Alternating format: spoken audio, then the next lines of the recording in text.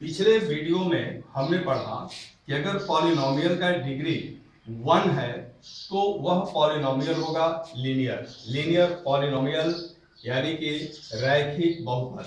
अगर यही डिग्री 2 है तो होगा क्वाड्रेटिक पॉलिनोमियल, द्विघात बहुपद। और यदि 3 है तो ये होगा क्यूबिक पॉलिनोमियल, त्रिघात बहुपद। तो यहाँ ब्लैक बोर्ड पर आप देख रहे हैं एक पॉलिनोमियल यहाँ लिखा हुआ है, और इसमें अगर वेरिएबल x देखा जाए तो x का पावर यहाँ 1 है।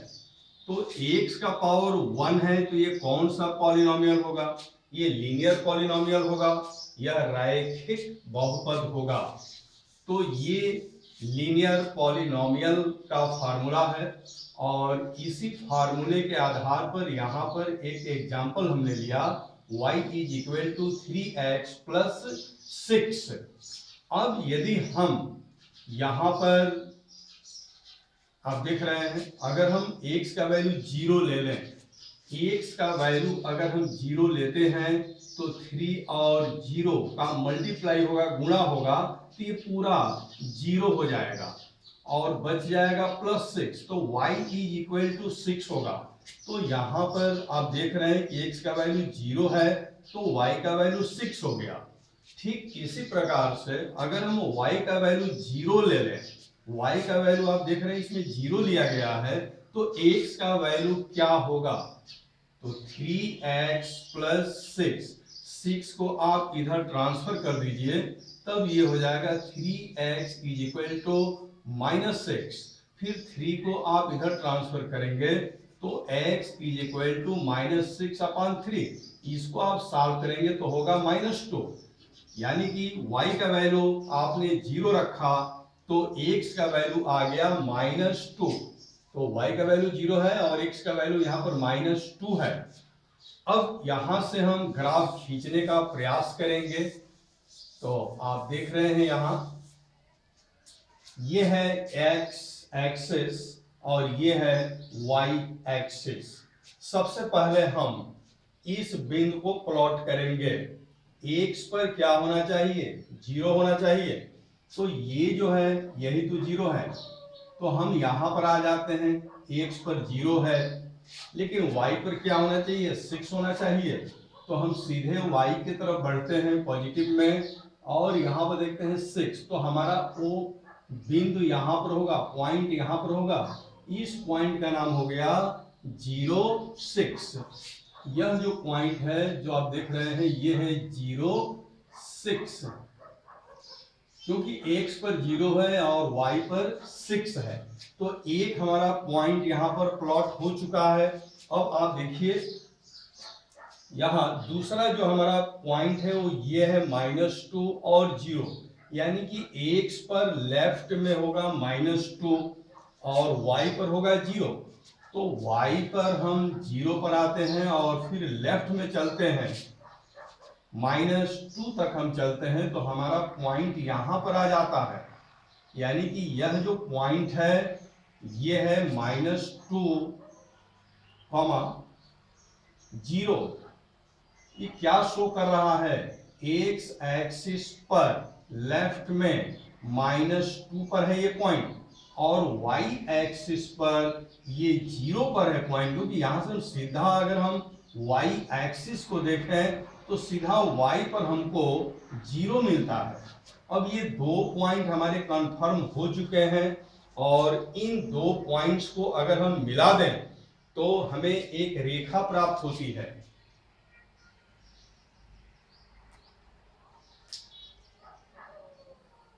अगर हम इस तरह से मिलाएं तो हमें एक रेखा प्राप्त हो जाती है, एक स्ट्रेट लाइन प्राप्त होती है।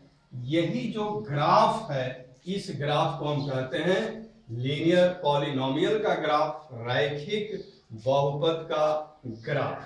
तो यहां पर हम देख रहे हैं कि y = ax + b का जो ग्राफ है वह एक सरल रेखा है, वह एक सरल रेखा है, एक स्ट्रेट लाइन है। Graph of y = ax + b is a straight line.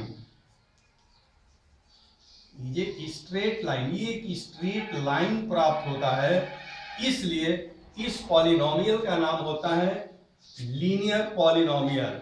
Linear का मतलब लंबा, सीधा, लंबा होना चाहिए, सरल रेखा होना चाहिए, तो इस पॉलिनोमियल का नाम हो जाता है लीनियर पॉलिनोमियल। और इसी को हिंदी में हम कहते हैं रैखिक, क्योंकि एक सीधी रेखा के रूप में होता है, इसलिए इस बहुपद का नाम होता है रैखिक बहुपद। तो इस बहुपद ने ग्राफ के शक्ल में एक सीधी रेखा दिया है, इसलिए इस बहुपद का नाम होता है रैखिक बहुपद। ओके, आप यह बात समझ चुके हैं। हमने एक बात और भी पिछले वीडियो में पढ़ा कि अगर डिग्री यानी कि बहुपद का घात अगर 1 है तो शून्यक एक होगा, एक ही शून्यक होगा, चाहे जो भी वैल्यू हो। अगर डिग्री 2 है तो शून्यक 2 प्राप्त होते हैं, अगर डिग्री 3 है तो शून्यक 3 प्राप्त होते हैं, अधिक से अधिक। तो शून्य का मतलब 0 होता है। तो आइए थोड़ा सा हम शून्य के विषय में देख लें। जैसे x का वह वैल्यू जो y के वैल्यू को 0 कर दे, उसको हम कहते हैं, उस वैल्यू को हम कहते हैं कि वह रैखिक बहुपद का शून्यक है, वह लीनियर पॉलिनोमियल का 0 है। तो कौन 0 कर रहा है? तो आप देख रहे हैं कि x का वैल्यू अगर हम -2 लेते हैं तो y का वैल्यू 0 हो जाता है। तो यह जो -2 है, इसी को हम कहते हैं शून्यक। ये बहुपद का शून्यक है, ये पॉलिनोमियल का 0 है। 0 भी इसका नाम हम देते हैं। तो इस तरह से हमने देखा कि -2 शून्यक है और यही पॉलिनोमियल का 0 है। और ये हम देख रहे हैं कि -2 यहां पर है, यानी कि -2 पर ये जो लाइन है इसको इंटरसेक्ट कर रही है, प्रतिच्छेदित कर रही है। अब हम द्विघात बहुपद का ग्राफ पढ़ने जा रहे हैं, क्वाड्रेटिक पॉलिनोमियल का ग्राफ हम पढ़ने जा रहे हैं। तो ये है क्वाड्रेटिक पॉलिनोमियल। इसमें आप देख रहे हैं कि जो ये वेरिएबल है इसका 2 घात है, यहां भी वेरिएबल है लेकिन यहां पर 1 घात है। तो यहां पर 1 घात है, यहां पर 2 घात है। तो इस बहुपद का घात क्या होगा? जो सबसे बड़ा होता है वही घात होता है। तो सबसे बड़ा यहां पर 2 है, तो इस बहुपद का घात है 2, यानी कि डिग्री है 2, इसलिए इसको हम कहते हैं द्विघात बहुपद। इंग्लिश में इसको कहते हैं क्वाड्रेटिक पॉलिनोमियल। इस क्वाड्रेटिक पॉलिनोमियल का एक हमने यहां पर एग्जांपल लिया है, y = x² + 2x - 3। अब यहां अगर हम x के स्थान पर 1 रख दें तो क्या प्राप्त होगा? x के स्थान पर हम 1 रख रहे हैं तो क्या प्राप्त होगा? देखिए 1 का स्क्वायर 1 प्लस 2 और 1 का मल्टीप्लाई कीजिए 2 होगा -3, यानी कि ये हो गया 1 + 2 + 3 और ये हो गया -3, यानी कि ये हो गया 0। तो आप इसमें देख रहे हैं कि हम x का वैल्यू 1 लिए तो y का वैल्यू 0 हो गया, जो कि यहां पर लिखा हुआ है। ठीक इसी प्रकार से अगर हम x का वैल्यू 2 लें तब क्या प्राप्त होगा? तो 2 का स्क्वायर, x के स्थान पर हमने यहां पर 2 लिखा है, प्लस 2 × 2 -3, तो यहां हो जाएगा 2 × 2 = 4, यह भी 4 होगा, -3 यानी कि +8 - 3, तो ये हो जाएगा 5, पॉजिटिव होगा। तो यहां पर आप देख रहे हैं कि x का वैल्यू 2 लिया गया है तो y का वैल्यू यहां पर 5 प्राप्त हुआ है। ठीक इसी प्रकार से अगर हम x का वैल्यू -1 ले लें, x का वैल्यू अगर हम -1 लेते हैं तो y का वैल्यू क्या प्राप्त होता है? -1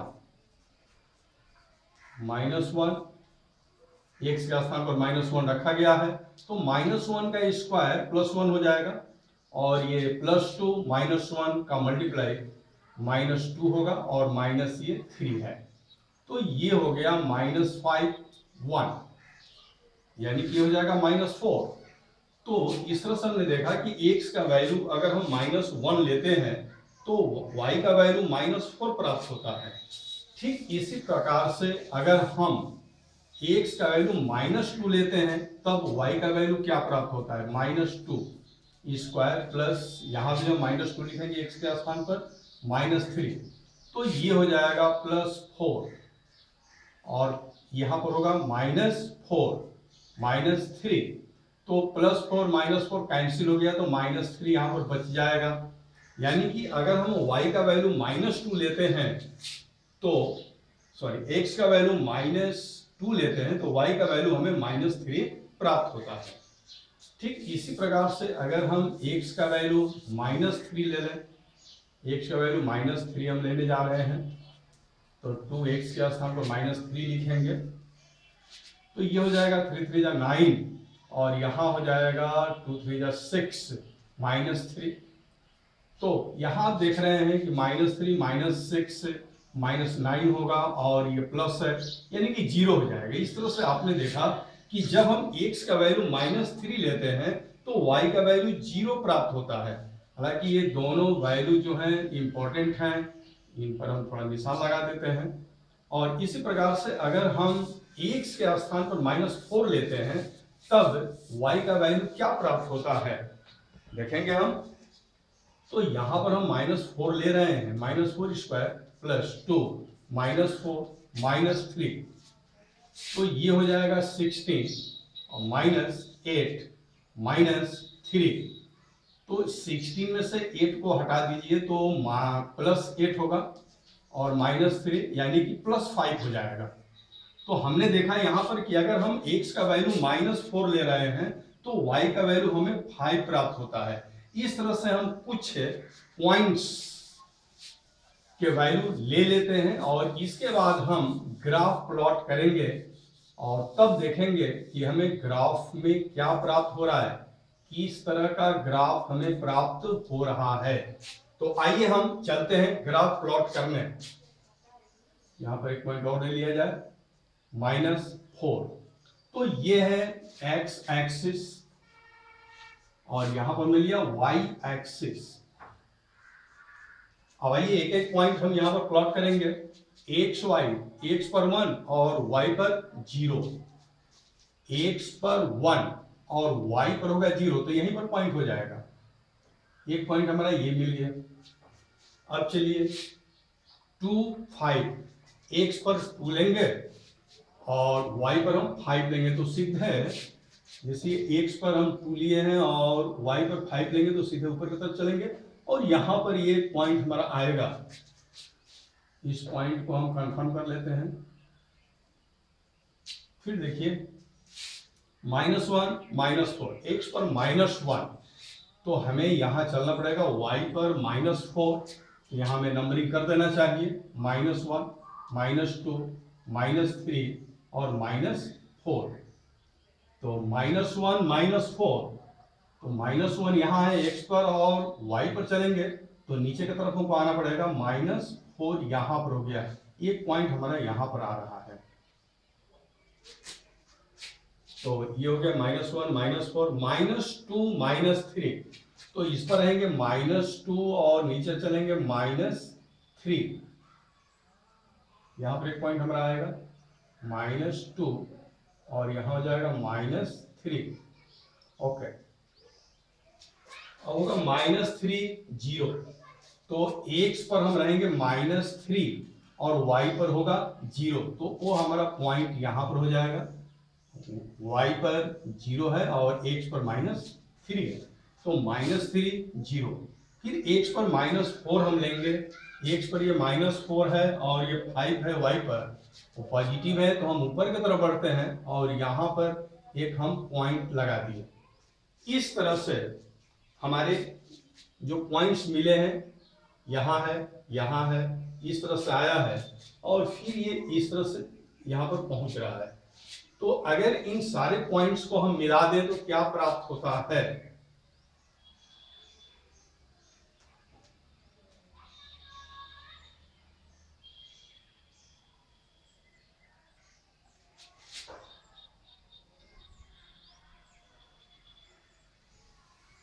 इन सारे पॉइंट्स को हमने मिलाया तो इस तरह से हमारा ग्राफ आया है। बहुत अच्छा से ग्राफ नहीं बन पाया है, लेकिन इसको अच्छा से समझिए। ये ग्राफ इस तरह से प्राप्त हुआ, और इस तरह से अगर कोई ग्राफ बनता है तो इस टाइप के ग्राफ को हम कहते हैं पैराबोला। पैराबोला, पैराबोलिक ग्राफ है ये, पैराबोला। इसको परवलय कहते हैं। इस आकृति का नाम है परवलय। जो आप ये ब्लैक बोर्ड पर आकृति देख रहे हैं, इस चित्र का, इस आकृति का, इस शेप का नाम है पैराबोला, परवलय। अब इसमें देखने की इसका मुख ऊपर के तरफ है। परवलय का मुख ऐसे भी हो सकता है, लेकिन अब हम ये जानेंगे कि परवलय का मुख नीचे की तरफ कब होगा और ऊपर की तरफ कब होगा। तो आप यहां पर आ जाइए।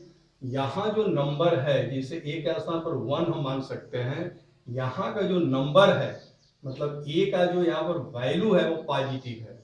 अगर पॉजिटिव होगा, ए का वैल्यू अगर पॉजिटिव है, कहने का अर्थ है कि अगर ए का वैल्यू 0 से बड़ा है, ए इज ग्रेटर देन 0, तब हमारा जो पैराबोला होगा उसका मुख ऊपर की तरफ होगा। और यदि ए का वैल्यू यहाँ पर निगेटिव हो, यहाँ पर अगर निगेटिव कोई नंबर हो, तब हमारा जो पैराबोला होगा वह, उसका मुख नीचे की तरफ होगा, यानी कि ए लेस देन 0। तो आपने देखा यहाँ पर जो एक्स स्क्वायर का कॉफिशिएंट है ए, गुणांक, अगर इसका वैल्यू 0 से बड़ा होता है, मतलब पॉजिटिव होता है, तो जो हमारा पैराबोला आएगा उसका मुख ऊपर की तरफ होगा। और यदि यह निगेटिव है, ए का वैल्यू निगेटिव है, तो जो हमारा पैराबोला होगा उसका मुख नीचे की तरफ होता है। तो इस तरह से ऊपर के तरफ मुख वाला भी और नीचे की तरफ मुख वाला भी पैराबोला बनता है। इसको हम कहते हैं अपवर्ड पैराबोला, और इसको कहेंगे डाउनवर्ड पैराबोला। अब हम आगे बढ़ते हैं। यहां पर सबसे इंपॉर्टेंट जो बात है वो ये है कि ये जो हमारा ग्राफ है, यह ग्राफ एक्स एक्सिस को 2 पॉइंट्स पर इंटरसेक्ट कर रहा है, 2 पॉइंट्स पर काट रहा है, प्रतिच्छेदित कर रहा है। तो एक्स के किन 2 पॉइंट पर यह ग्राफ काट रहा है? तो एक तो ये हमारा पॉइंट है -3 पर, एक्स के वैल्यू -3 पर ये ग्राफ एक्स एक्सिस को काट रहा है। और यहां पर भी आप देखें तो यह ग्राफ एक्स एक्सिस को काट रहा है, 1 पर काट रहा है। तो इस तरह से ये 1 पर काट रहा है। तो यहां पर पहले हमने टिक लगा दिया था, जब हमने x का वैल्यू 1 लिया था तो y का वैल्यू 0 हो गया, और जब x का वैल्यू -3 लिया तो y का वैल्यू 0 हो गया। ये है द्विघात बहुपद, क्वाड्रेटिक पॉलिनोमियल, और इसकी विशेषता ही है कि इसका घात 2 होता है और इसका शून्यक अर्थात इसका 0 भी 2 होता है। एक ये पहला 0 है जो -3 है, और ये दूसरा 0 है जो 1 है। यानी कि द्विघात बहुपद के 2 शून्यक होंगे, -3 यहाँ पर इस एग्जाम्पल में -3 और 1, 2 शून्यक यहाँ पर प्राप्त हो रहे हैं। इसी प्रकार अगर हम बहुत सारे एग्जाम्पल्स लेकर कई तरह के अगर हम ग्राफ खींचें तो हमें 3 स्थितियां प्राप्त होती हैं। जैसे फर्स्ट केस फर्स्ट, स्थिति फर्स्ट, यह प्राप्त होती है कि हमारा ग्राफ इस तरह का आ सकता है, x x dash y y dash. हमारा ग्राफ ऐसे भी प्राप्त हो सकता है। स्पष्ट यहाँ पर हम देख रहे हैं कि यह ग्राफ x एक्सिस को 2 बिंदुओं पर क्रॉस कर रहा है, पॉइंट A पर और पॉइंट A डैश पर। ऐसा भी हमको ग्राफ प्राप्त हो सकता है, x x dash y y dash. इस तरह से भी हमें ग्राफ प्राप्त हो सकता है। ऐसे डाउनवर्ड पैराबोला भी प्राप्त हो सकता है। यहाँ पर point A point A dash. इस ग्राफ में आप देखिए स्पष्ट दिख रहा है कि एक्स एक्सिस को यह ग्राफ दो बिंदुओं पर प्रतिच्छेदित कर रहा है। उसी प्रकार से इस ग्राफ में भी आप देख रहे हैं डाउनवर्ड पैराबोलिक ग्राफ है, इसमें भी यह दो बिंदुओं पर इंटरसेक्ट कर रहा है। इस तरह से हम यहां पर कह सकते हैं कि हमारा जो क्वाड्रेटिक पॉलिनोमियल है द्विघात बहुपद, इसके दो शून्यक हैं यहाँ पर, दो शून्यक स्पष्ट रूप से यहां पर दिख रहे हैं, टू जीरोज। आप इसको नोट भी कर सकते हैं, ग्राफ को बना भी सकते हैं। एक तो स्थिति ये हमें प्राप्त होती है, दूसरी स्थिति ऐसी भी हो सकती है कि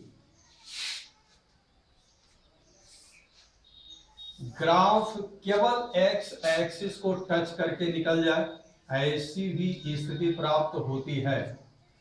जैसे ग्राफ इस तरह से भी प्राप्त होता है। यहां पर आप देख रहे हैं कि यह ग्राफ एक्स एक्सिस को दो बिंदुओं पर नहीं काट रहा है, बल्कि केवल एक बिंदु पर ये टच कर रहा है। हम ये भी कह सकते हैं कि जैसे ये ग्राफ पहले दो बिंदुओं पर काट रहा था, वह बिंदु इस तरह से पास में आने लगे और ये दोनों बिंदु एक ही पर संपाती हो गए। तो यहां पर दोनों के मान एक समान है, अलग अलग नहीं है। इस तरह से भी ग्राफ प्राप्त होता है। ऐसे डाउनवर्ड पैराबोला में इस तरह से प्राप्त हो सकता है, यानी कि यहां पर केवल एक पॉइंट होगा, एक पॉइंट को टच किया है। हम ये भी कह सकते हैं कि जो इसके दो शून्यक हैं, दोनों शून्यक के मान एक समान है, इसलिए यह एक बिंदु पर केवल टच मात्र किया है। तो यहां पर अगर देखा जाए तो केवल एक शून्यक प्राप्त हो रहा है, या ये हम कहें कि बराबर शून्यक प्राप्त हो रहा है।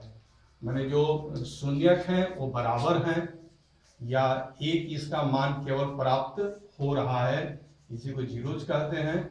मतलब सिंगल जीरोज प्राप्त हो रहा है या इक्वल जीरोज प्राप्त इस फिगर में हो रहा है। एक स्थिति और बनती है, तीसरी स्थिति बनती है। तीसरी स्थिति बनती है, दो स्थिति आपने देखा, पहली स्थिति में दो शून्य प्राप्त हुए, दूसरी स्थिति में दोनों शून्य बराबर थे, यानी कि एक ही बिंदु पर क्रॉस हुआ। और अब देखिए एक तीसरी स्थिति ये बनती है कि ग्राफ एक्स एक्सिस को टच ही नहीं करता है। देखिए इस तरह से इस ग्राफ ने एक्स एक्सिस को टच नहीं किया, स्पर्श नहीं किया। इस तरह से भी ग्राफ प्राप्त होता है कि वह एक्स एक्सिस को टच ही नहीं कर पाया, यानी कि यहां तो भाई शून्य मिलेगा ही नहीं। शून्य तो तभी मिलेगा जबकि ग्राफ एक्स एक्सिस को काटेगा, चाहे एक बिंदु पर काटे चाहे दो बिंदु पर काटे। लेकिन इस ग्राफ में तो ये ग्राफ देख रहे हैं कि ये एक्स एक्सिस को टच भी नहीं कर रहा है, एक्स एक्सिस को इस ग्राफ ने टच नहीं किया है, तो यहां पर शून्यक नहीं है। यहां पर अगर पूछा जाएगा कि इस ग्राफ में क्वाड्रेटिक पॉलिनोमियल के द्विघात बहुपद के कितने शून्यक हैं, तो आप कहेंगे कि एक भी शून्यक यहां पर नहीं है।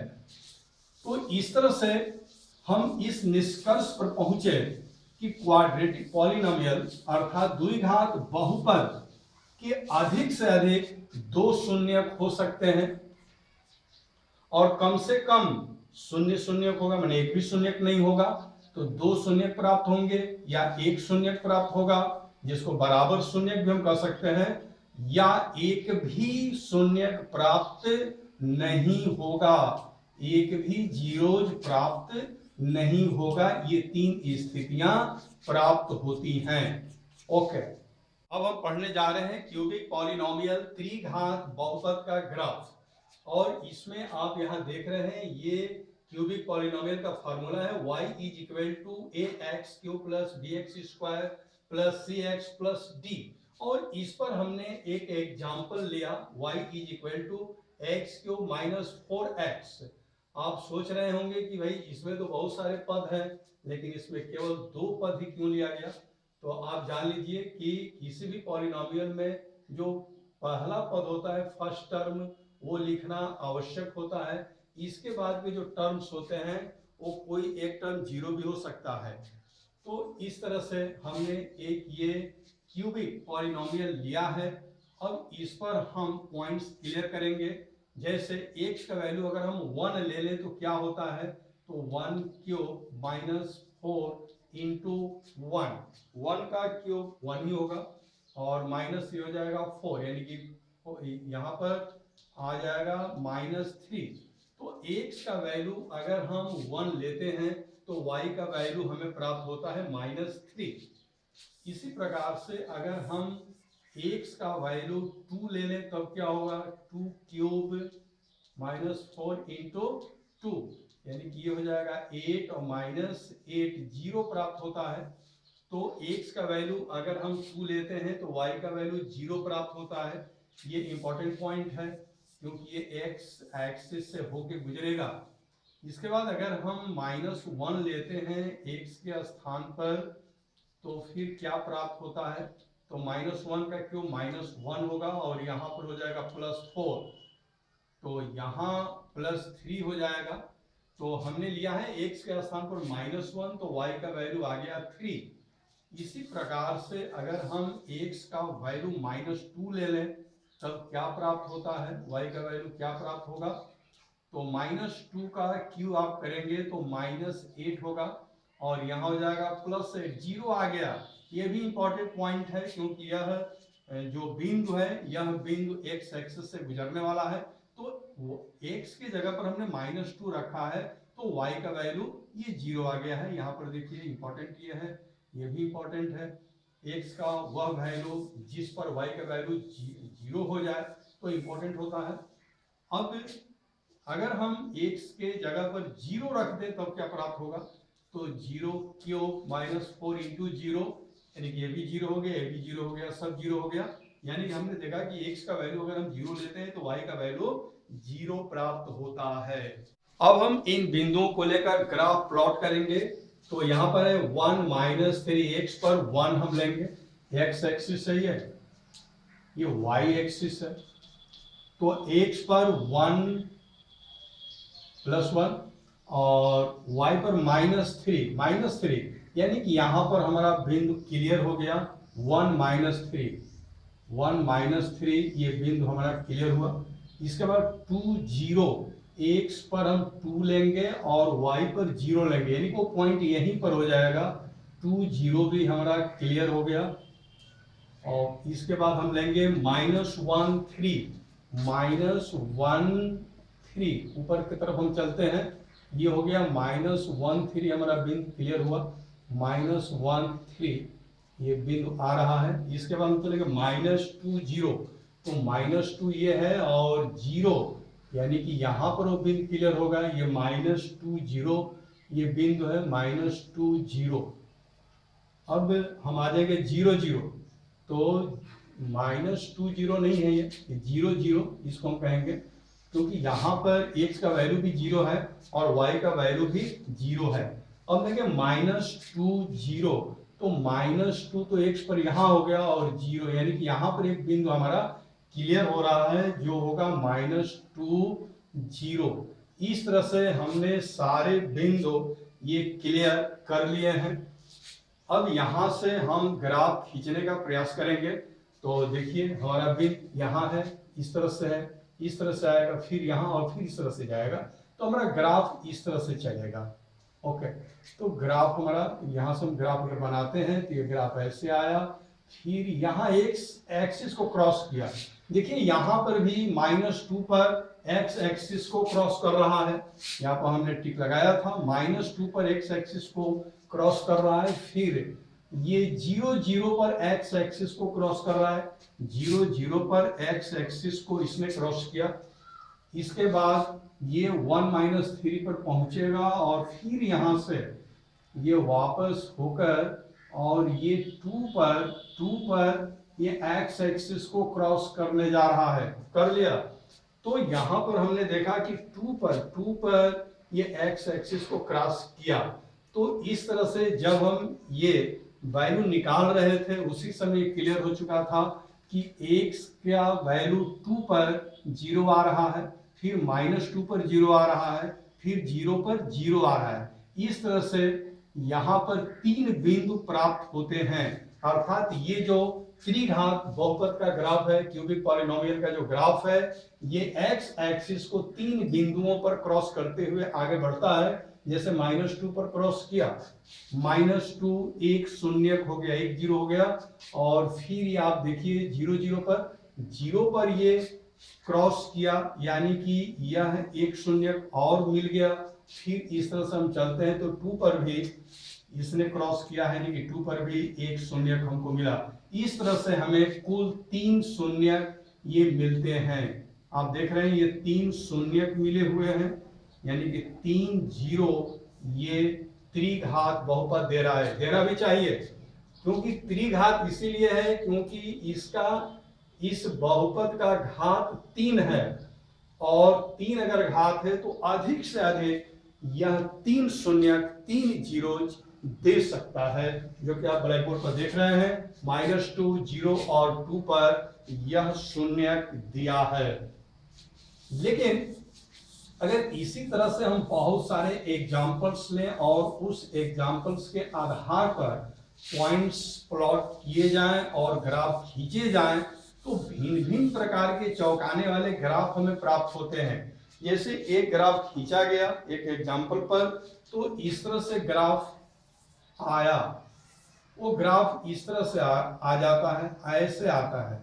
आप देख रहे हैं ये त्रिघात बहुपद का ग्राफ है जो इस तरह से आया हुआ है, यानी कि केवल एक पॉइंट पर ये एक्स एक्सिस को ये क्रॉस कर रहा है। यानी कि हम कह सकते हैं कि तीनों जो शून्यक हैं वो एक बराबर हो चुके हैं, एक ही बिंदु पर तीनों मिल गए हैं, यानी कि तीनों शून्यक के मान बिल्कुल बराबर हो चुके हैं। या ये कह सकते हैं कि केवल एक ही बिंदु से ये क्रॉस किया, यानी कि एक ही शून्यक है, या 3 शून्यक है तो तीनों का वैल्यू बराबर है। अब देखिए अगर हम इसी तरह से तमाम ग्राफ खींचे क्यूबिक पॉलिनोमियल का, तो एक ग्राफ ऐसा भी प्राप्त होता है। आप देखिए यहाँ पर विशेष गौर करने वाली बात है कि ये जो ग्राफ है एक्स एक्सिस को यहाँ पर तो काट रहा है, और यहाँ केवल टच करके ये इस तरह से वापस हो गया, यानी कि यहाँ पर केवल 2 बिंदु मिलते हैं एक्स पर, यानी कि 2 शून्यक है।